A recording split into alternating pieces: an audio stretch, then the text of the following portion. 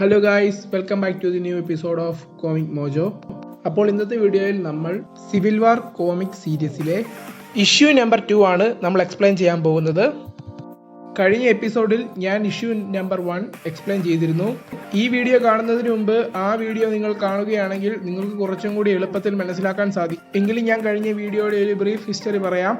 കഴിഞ്ഞ ഇഷ്യൂവിൽ new warriors എന്ന series super heroes ടീമിന്റെ ചെറിയ തെറ്റ് മൂലം 600 സ്കൂൾ കുട്ടികൾ ബോംബ് ബ്ലാസ്റ്റിൽ മരിച്ചു പോകുന്നു. ഇതുമൂലം ജനങ്ങൾക്ക് സൂപ്പർ ഹീറോസിലുള്ള വിശ്വാസം നഷ്ടപ്പെടുന്നു. മാത്രമല്ല, സൂപ്പർ ഹീറോസ് ഗവൺമെന്റിന്റെ കീഴിൽ പോലീസ് പോലെ ഒരു ബാച്ചായി ജോലി ചെയ്താൽ മതി എന്നുള്ള ഒരു നിയമം ഗവൺമെന്റ് പാസ്സാക്കുന്നു. ഇതിനെ അയൺമാൻ സപ്പോർട്ട് ചെയ്യുന്നു. അപ്പുറത്തെ സൈഡിൽ ക്യാപ്റ്റൻ അമേരിക്ക അതിനെ സപ്പോർട്ട് ചെയ്യുന്നില്ല എന്ന് പറഞ്ഞ് അവിടെ നിന്ന് എസ്കേപ്പ് ആവുന്നു. അവിടെ മുതൽ സെക്കൻഡ് ഇഷ്യൂ ആരംഭിക്കുന്നു. ക്യാപ്റ്റൻ അമേരിക്ക അവിടെ നിന്നും രക്ഷപ്പെട്ട് ഒരു സീക്രട്ട് അവഞ്ചേഴ്സ് ടീം ഫോം ചെയ്യുന്നു. കൂടാതെ അവിടെയുള്ള കുറെ സൂപ്പർ വില്ലന്മാരെ തേടിപ്പിടിച്ച് കെട്ടിയിട്ട് തടവിലാക്കി ഷീൽഡിനെ ഡയറക്റ്റായി ഇൻഫോം ചെയ്യുന്നു. അവിടെ ഷീൽഡ് സോൾജേഴ്സ് പോയി നോക്കുമ്പോൾ വൾച്ചറിനെയും മറ്റൊരു സൂപ്പർ വില്ലനെയും കെട്ടിയിട്ടിരിക്കുന്നതായി കാണാം. അവരെ കാണുമ്പോൾ വൾച്ചർ, വരൂ, നിങ്ങൾ വളരെ ലേറ്റ് ആയി പോയല്ലോ, അവർ ഞങ്ങളെ അടിച്ചു നശിപ്പിച്ചിട്ടാണ് ഇവിടെ നിന്നും പോയത്. അപ്പൊ ടെക്നിക്കലായിട്ട് പറയുകയാണെങ്കിൽ അവരെയല്ലേ നിങ്ങൾ പിടിക്കേണ്ടത്. ഇത് കേട്ടതിന് ശേഷം സോൾജേഴ്സ്, മേഡം പറഞ്ഞ പോലെ 2 പേരെ ഇവിടെയും ഒരാളെ താഴെയും കെട്ടിയിട്ടുണ്ട്. ടോട്ടൽ എത്ര പേരെയാണ് കെട്ടിയിട്ടിരിക്കുന്നത്? 8ഓ 9ഓ? ഓപ്പോസിറ്റ് സൈഡിൽ മരിയ ഹിൽ. ടോട്ടൽ 15 പേർ. 72 മണിക്കൂറിനുള്ളിൽ 15 പേർ. ക്യാപ്റ്റനെ കൊണ്ട് ഇതൊരിക്കലും ഒറ്റയ്ക്ക് സാധിക്കത്തില്ല. ഉറപ്പായും ക്യാപ്റ്റന്റെ കീഴിൽ ഒരു ടീം ജോലി ചെയ്യുന്നുണ്ട്. സോ ക്യാപ്റ്റൻ എന്താണ് പ്ലാൻ ചെയ്യുന്നത്? സീക്രട്ട് അവഞ്ചേഴ്സ് എന്നിങ്ങനെ മരിയ ഹിൽ ആലോചിക്കുന്നു. പിറ്റേ ദിവസത്തെ പത്രം മുഴുവൻ ക്യാപ്റ്റനെ കുറിച്ചുള്ള വാർത്തകളാണ്, പ്രത്യേകിച്ചും ഡെയിലി ബ്യൂഗിളിൽ. ക്യാപ്റ്റൻ നിയമത്തെ പേടിച്ച് ഒളിച്ചിരിക്കുന്നു എന്ന് പറഞ്ഞ് റിപ്പോർട്ട് ചെയ്യുന്നു. ഇതേ സമയത്ത് തന്നെ ഗവൺമെന്റിന്റെ കീഴിൽ നിന്ന് അയൺമാൻ ലീഡർ ആയിക്കൊണ്ട് ഷീഹൾ, മിസ്റ്റർ ഫാന്റാസ്റ്റിക്, ഹാങ് പിങ് ചേർന്നുള്ള ഒരു ടീം അടിച്ച് നശിപ്പിക്കുന്നു. ഇവരെ ജനം ആർപ്പ് വിളികളോടെ അഭിനന്ദിക്കുകയും ചെയ്യുന്നു. അപ്പോൾ അയൺമാൻ, കണ്ടോ, ഗവൺമെന്റ് കീഴിലായിരിക്കുന്നതിനേക്കാൾ നമ്മൾ ഇപ്പോൾ ജനത്തിന് ഇഷ്ടപ്പെട്ട സൂപ്പർ ഹീറോസ് ആണ്. ഇതോടെ സൂപ്പർ ഹീറോസിലുള്ള വിശ്വാസം നമ്മൾ തിരിച്ചു പിടിക്കും. അപ്പോൾ ഷീഹൾക്ക്, അപ്പോൾ നമ്മൾ എങ്ങനെയാണ് സൂപ്പർ ഹീറോസ് ആവുന്നത്? നമ്മൾ ഷീൽഡിന്റെ കീഴിൽ ജോലി ചെയ്യുന്ന വെറും കില്ലേഴ്സ് മാത്രമായി ഒതുങ്ങുന്നു. നമ്മുടെ സൂപ്പർ ഹീറോസ് എന്ന പദവി നഷ്ടമാകുന്നു. അപ്പോൾ അയൺമാൻ, അങ്ങനെയൊന്നുമില്ല, ഇപ്പോൾ നമ്മൾ ചെയ്യുന്നത് ഒരു വേഷമായി മാത്രം കണക്കാക്കിയാൽ മതി. അപ്പോൾ ടൈഗ്രസ്, വേഷമോ? എത്ര കാലം നാം ഈ വേഷത്തിരിക്കണമെന്നാ പറയുന്നത്? കാലം മുഴുവൻ ഇരിക്കേണ്ടി വരും. അയൺമാൻ പറഞ്ഞു, ജനത്തിന്റെ നന്മയ്ക്കായാണ് നാം ഈ വേഷം ധരിച്ചിരിക്കുന്നത്. അതുകൊണ്ട് ഈ വേഷം നാം ജീവിതകാലം മുഴുവൻ ധരിച്ചേ പറ്റൂ. അതിലെന്താണ് തെറ്റുള്ളത്? അതേസമയം വേസ്റ്റേഡ് ബിൽഡിങ്ങിൽ റീഡ് റിച്ചാർഡ്സ്, അതായത് മിസ്റ്റർ ഫാന്റാസ്റ്റിക്, എന്തോ ഉപകരണത്തിൽ ജോലി ചെയ്തുകൊണ്ടിരിക്കുകയാണ്. അപ്പോൾ സൂംസ്റ്റോം വന്ന്, എന്താ റീഡ്, എന്തെങ്കിലും പ്രശ്നമുണ്ടോ?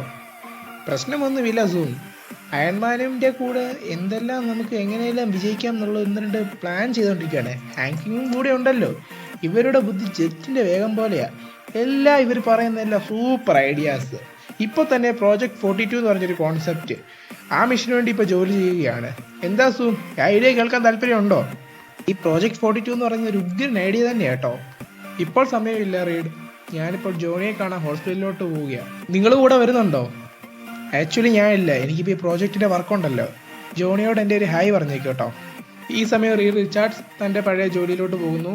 ഈ സമയം സൂംസ്റ്റോമിന് ഇപ്പോൾ നടക്കുന്ന സംഗതികളെ ഓർത്തിട്ട് ഭയങ്കര വിഷമം തോന്നുന്നു. ഇതേ സമയം തന്നെ നമ്മുടെ ഡെയിലി ബ്യൂഗിളിന്റെ ഓഫീസിൽ ജെ. ജോർജ് ജെയിംസൺ ഗവൺമെന്റിന്റെ പുതിയ നിയമത്തെക്കുറിച്ച് പറഞ്ഞുകൊണ്ടിരിക്കുകയാണ്. ബുദ്ധിയുള്ള സൂപ്പർ ഹീറോസ് എന്തായാലും ഇതിൽ സൈൻ ചെയ്യും, അല്ലാത്ത സൂപ്പർ ഹീറോസ് എല്ലാം ഗവൺമെന്റിന് റിബലായിട്ട് നിൽക്കും എന്നൊക്കെ ജെ. ജോർജ് ജെയിംസൺ പറയുന്നു. ഗവൺമെന്റിനെതിരായി നിൽക്കുന്ന സൂപ്പർ ഹീറോസിനെ എന്തായാലും ഗവൺമെന്റിന് വേണ്ടി ജോലി ചെയ്യുന്ന സൂപ്പർ ഹീറോസ് പോയി പിടിക്കുകയും അവർക്കിടയിൽ ഒരു വാർ ഉണ്ടാവുകയും ചെയ്യുന്നതാണ്. ഇതൊക്കെ പറഞ്ഞുകൊണ്ടിരിക്കുമ്പോൾ സ്പൈഡർമാൻ അതുവഴി പാസ് ചെയ്യുന്നു. അയൺമാൻ ഈ സമയം ഹാപ്പിയോടെ സംസാരിച്ചുകൊണ്ടിരിക്കുകയാണ്. എന്താ ഹാപ്പി ആക്ച്വലി നമുക്കിടെ സംഭവിച്ചുകൊണ്ടിരിക്കുന്നത്? സാധാരണഗതി ക്യാപ്റ്റൻ ഒരു തെറ്റും ചെയ്യാത്തതല്ലേ. സാധാരണ ക്യാപ്റ്റൻ എടുക്കുന്ന ഓരോ തീരുമാനങ്ങളും ശരിയാ. ഇപ്പോൾ തന്നെ സൂപ്പർ ഹീറോ രജിസ്ട്രേഷനിൽ 38 പേരോളം വന്ന് സൈൻ ചെയ്തിട്ടുണ്ട്. അതുകൊണ്ട് തന്നെയാണ് എനിക്കൊരു സംശയം, ഞാൻ ചെയ്യുന്ന ഭാഗത്ത് ശരിയില്ലേ എന്ന്. അതുകൊണ്ട് തന്നെ ഞാൻ നിൽക്കുന്ന ഭാഗത്ത് തെറ്റുണ്ടാകാതിരുന്നാൽ മതിയായിരുന്നു. ഈ കാര്യങ്ങൾ ഇവിടെ സംസാരിച്ചുകൊണ്ടിരിക്കുമ്പോൾ രാത്രിയിൽ സൂപ്പർ ഹീറോ ആക്ട് നിലവിൽ വന്നു. ആക്ടിൽ സൈൻ ചെയ്യാതെ ഗവൺമെന്റിനെതിരെ നിന്ന് റിബലായി നിൽക്കുന്ന എല്ലാവരെയും പിടിച്ച് ജയിലിലിടാൻ ഗവൺമെന്റിൽ നിന്ന് ഉത്തരവ് വരുന്നു. ഈ സമയം നമ്മുടെ ഷീൽഡ് റിബലായി നിൽക്കുന്ന എല്ലാ സൂപ്പർ ഹീറോസിനെയും പിടിക്കാനായിട്ട് തപ്പി നടക്കുകയാണ്. ആ സമയത്ത് നമ്മുടെ ഷീൽഡിന്റെ ഏജൻസ് പെഡ്രിയാറ്റിനെ കണ്ടുപിടിക്കുന്നു. ഷീൽഡിനെ ഇന്ന് എസ്കേപ്പ് ചെയ്യാനായിട്ട് അവർ ഭയങ്കര സ്പീഡിൽ ഓടി രക്ഷപ്പെടാൻ ശ്രമിച്ചുകൊണ്ടിരിക്കുകയാണ്. അപ്പോൾ ഷീൽഡിന്റെ ഏജൻസ് മരിയ ഹില്ലിനോട്, മേഡം ഇവൻ ഭയങ്കര സ്പീഡിൽ ഓടിക്കൊണ്ടിരിക്കുകയാണ്, ഞങ്ങൾക്ക് ഇവനെ ക്യാച്ച് ചെയ്യാൻ പറ്റുന്നില്ല, ഞങ്ങൾ വെപ്പൺസ് എന്തെങ്കിലും യൂസ് ചെയ്തോട്ടെ എന്ന് മരിയ ഹില്ലിനോട് ചോദിക്കുന്നു. മയക്കുവെടി വെക്കാൻ അനുവാദം കൊടുത്തെങ്കിൽ തന്നെയും ബുള്ളറ്റ് പ്രൂഫ് ആയിട്ടുള്ള ജാക്കറ്റ് ഇട്ടിരിക്കുന്ന കാരണം ബുള്ളറ്റ് ഒന്നും കൊള്ളാതെ അവിടുന്ന് ഓടി രക്ഷപ്പെടുകയും ചെയ്യുന്നു. പെട്ടെന്ന് ഒരു ബിൽഡിങ്ങിലോട്ട് ഓടിക്കയറുന്നെങ്കിലും അവിടെ ബിൽഡിങ്ങിലോട്ട് പെട്ടെന്ന് ഒരു അറ്റാക്ക് ചെയ്യുകയും അദ്ദേഹത്തെ പിടിക്കുകയും ചെയ്യുന്നു. സമയത്ത് നമ്മുടെ പാട്രിയേറ്റ്, ഇവരെന്തിനാ ഞങ്ങളുടെ പുറകെ വരുന്നത്, ഞങ്ങൾ ആർക്കും ഒരു ദ്രോഹം ചെയ്തില്ലല്ലോ, ജനത്തിന് നന്മയല്ല ചെയ്തുള്ളൂ, ഞങ്ങൾ എങ്ങോട്ട് ഓടിപ്പോവും എന്നൊക്കെ പറഞ്ഞ് വളരെ വിഷമത്തോടെ നിൽക്കുന്ന സമയമാണ്. ഈ സമയം പാട്രിയേറ്റിനെ അറസ്റ്റ് ചെയ്യുന്നു. ഈ സമയം തന്നെ കുട്ടി അവഞ്ചേഴ്സ്, അതായത് നമ്മുടെ യങ് അവഞ്ചേഴ്സിലെ എല്ലാ മെമ്പേഴ്സിനെയും അറസ്റ്റ് ചെയ്യുന്നു. അതിൽ നമ്മുടെ വിക്കനുണ്ട്, വാണ്ടയുടെ മകൻ, കൂടാതെ ഹൾക്കിങ്, സ്കോട്ട്ലാൻഡിന്റെ മകൾ തുടങ്ങിയവരെല്ലാം അറസ്റ്റ് ചെയ്യുന്നു. മറ്റൊരു സ്ഥലത്ത് നിന്ന് ഇതെല്ലാം കണ്ടുകൊണ്ടിരിക്കുന്ന ഡെയർ ഡബിൾ, ഞാൻ പോയി അവരെ രക്ഷിക്കണമോ എന്ന് ലൂക്ക് കേജിനോട് ചോദിക്കുന്നു. അതിന് മറുപടിയായി ക്യാപ്റ്റനും ഫാൽക്കണും വേഷം മാറി അവരെ രക്ഷിക്കാൻ പോയിട്ടുണ്ട്, പേടിക്കാനൊന്നുമില്ല എന്ന് പറയുന്നു. അപ്പോൾ വണ്ടി ഓടിക്കൊണ്ടിരിക്കുകയാണ്. അപ്പോൾ ഡ്രൈവറിനോട് ഇപ്പറ ഇരിക്കുന്ന കമാൻഡോ, കൊച്ചു കുട്ടികളാണ്, 15-16 വയസ്സേ ഉള്ളൂ, ഇവർക്കെല്ലാം സൂപ്പർ ഹീറോ പവറുകളുണ്ട്, പക്ഷെ നമ്മളെന്താ പറയുന്നത്, ഷീൽഡിന്റെ കൂടെയും ഗവൺമെന്റിന്റെ കൂടെയും ഒരുമിച്ച് നിന്ന് ദേഹത്തെ സേവിക്കാനല്ലേ, നമ്മൾ പോലീസുകാരെ പോലെ ബാഡ്ജ് കൊണ്ട് ജോലി ചെയ്താൽ എന്താ കുഴപ്പം. ഇപ്പോൾ തന്നെ ലേറ്റസ്റ്റ് ആയിട്ട് അയൺമാനും റീഡ് റിച്ചാർഡ്സും കൂടി ചേർന്ന് പ്രോജക്ട് 42 എന്ന് പറഞ്ഞ ഞങ്ങളുടെ പ്രോഗ്രാം ചെയ്യുന്നുണ്ട്. അതൊക്കെ എന്തിനു വേണ്ട, ജനത്തിന്റെ നന്മയ്ക്ക് വേണ്ടല്ലേ. ഇതൊക്കെ എല്ലാവരും എന്താ മനസ്സിലാക്കാത്തത്. ഈ പ്രോജക്ട് 42ന്റെ ബ്ലൂ പ്രിന്റ് പോലും പുറത്തിട്ടിട്ടില്ല, അത്രയ്ക്ക് സേഫ് ആയിട്ടാണ് ഉണ്ടാക്കിയിരിക്കുന്നത്. ഈ സമയം ഡ്രൈവർ തിരിച്ച്, ഒരു കാര്യം പറയട്ടെ, നീ ഓവറായി സംസാരിക്കുന്നുണ്ടെന്ന് പറഞ്ഞ് ഒറ്റ ചവിട്ട് ഓപ്പോസിറ്റ് ഇരുന്ന ആൾ തെറിച്ചു പോകുന്നു. അപ്പോഴാണ് നമുക്കൊരു കാര്യം റിലീവ് ആവുന്നത്, ഈ വണ്ടി ഓടിച്ചുകൊണ്ടിരിക്കുന്നത് ക്യാപ്റ്റൻ അമേരിക്കയാണെന്നും ഫാൽക്കൺ വണ്ടിക്കകത്തിരുന്നുകൊണ്ട് വിക്കിനോട് വേഗം ഒരു പോർട്ടൽ ഓപ്പൺ ചെയ്ത് ഇവിടുന്ന് എല്ലാവരും രക്ഷിക്കാൻ പറയുന്നു. അപ്പോൾ വിക്കൻ, എന്ത് പോർട്ടൽ ഓപ്പൺ ചെയ്യാനോ, എന്നെ കൊണ്ടോ, ഞാൻ ശ്രമിക്കാമെന്ന് പറഞ്ഞു. അതിനുശേഷം വിക്കൻ്റെ മാക്സിമം പവർ കൊണ്ട് ഒരു പോർട്ടൽ ഓപ്പൺ ചെയ്യുകയും അവിടെ നിന്ന് എല്ലാവരും എസ്കേപ്പ് ആവുകയും ചെയ്യുന്നു. നെക്സ്റ്റ് ഷോട്ടിൽ വണ്ടിക്കകത്തുനിന്ന് ഓരോ സൂപ്പർ ഹീറോസ് വെളിയിലോട്ട് ഇറങ്ങുകയാണ്. അപ്പോൾ നമ്മുടെ പാട്രിക്കേറ്റ്, എന്താ ഇവിടെ നടക്കുന്നത്, ആരെങ്കിലും എന്നോട് എന്തെങ്കിലും ഒന്ന് പറ എന്ന് പിച്ചും പേയും പറയുന്നു. ക്യാപ്റ്റൻ യങ് അവഞ്ചേഴ്സിനോട് പറയുന്നു, വെൽക്കം ടു ദ റെസിസ്റ്റൻസ്. ഇതെനിക്കും നിക് ഫ്യൂരിക്കും മാത്രം അറിയാവുന്ന ഒരു ഷീൽഡിന്റെ ഒരു ബേസ് ആണ്. ഇപ്പം നിക് ഫ്യൂരി ഒളിവിലാണല്ലോ, അത് കാരണം എന്നോട് ഈ ബേസ് ഉപയോഗിച്ചോളാൻ പറഞ്ഞിട്ടുണ്ട്. ഈ സ്ഥലം നമ്മളെ ആരും കണ്ടുപിടിക്കത്തില്ല. ഇനി ഇതാണ് റെസിസ്റ്റൻസിന്റെ ഹെഡ് ക്വാർട്ടേഴ്സ്, എല്ലാവരും പോയിട്ട് റെസ്റ്റ് എടുക്കുകയും ഇനി വലിയൊരു യുദ്ധം നടക്കാൻ പോവുകയാണ് എന്ന് ക്യാപ്റ്റൻ പറയുന്നു. ഇതേ സമയം ടോണി സ്റ്റാർക്ക് ഒരു പ്രസ് കോൺഫറൻസിൽ പങ്കെടുത്തുകൊണ്ടിരിക്കുകയാണ്. ഹായ് ഗൈസ്, എല്ലാവർക്കും എന്നെ അറിയാമായിരിക്കും, എങ്കിലും ഇവരുടെ പേര് എല്ലാവർക്കും അറിയണമെന്നില്ല. ഇതാണ് ഡാനിയലിന്റെ അമ്മ. ആക്ച്വലി എന്നെ ഫ്യൂണറിന് വെച്ച് എൻ്റെ മുഖത്ത് തുപ്പിയത് ഇവർ സ്ത്രീയാണ്. സത്യത്തിൽ ഇവർ കാരണമാണ് എനിക്ക് ഇങ്ങനെ ഒരു ഡിസിഷൻ എടുക്കാൻ സാധിച്ചത് തന്നെ. മ്യൂട്ടൻ്റ് അവറിൽ ഇരുന്ന് ഇതെല്ലാം ലോകം കാണുന്നുണ്ട്, എന്താ ഇവിടെ നടക്കുന്നത് എന്ന് ലോകം ചിന്തിക്കുകയാണ്.